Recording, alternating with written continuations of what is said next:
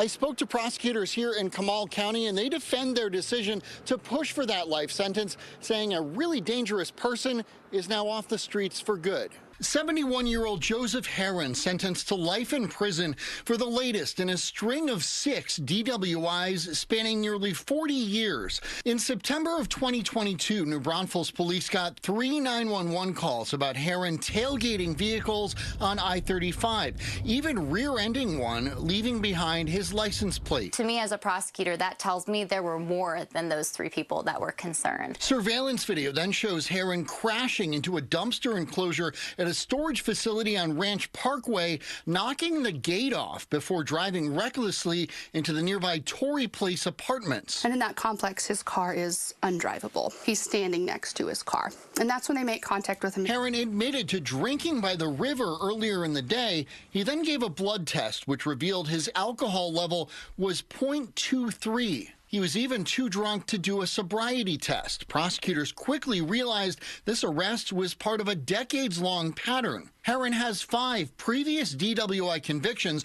all in Texas, in 1986, 93, 2001, 2007, and 2017. He was on parole for the 2017 arrest when he was arrested in 22 with a valid license. We had prior offenses where he was boating while intoxicated, when he was driving a motorcycle and sideswiping vehicles, driving vehicles. It was that collective history that led prosecutors to seek life in prison, which they have done here before. After Heron pleaded guilty, a jury quickly handed down that life sentence this October.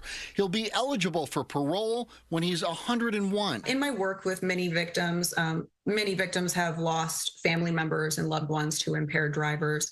And so if you'd ask them, I think that they would say that, of course, a life sentence would be suitable in a situation when we're looking at a habitual DWI offender, because these crimes are violent crimes. But Betty Blackwell, a defense attorney based in Austin, questions whether life sentences for DWI are fair. I heard many times people say it's just like holding a loaded gun.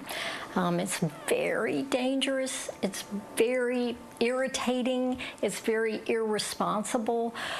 But we look at our statutes of holding a gun while you're drunk. That's always a misdemeanor. She says technology can help prevent drunk drivers from getting behind the wheel. But prosecutors in Joseph Heron's case argue after 5 chances, life behind bars was the best decision for the safety of everyone else. I didn't see anything stopping him. And I did reach out to Joseph Heron's attorney. So far, we've not heard back. Reporting in New Braunfels, I'm John Krinjak, Fox 7 Austin News.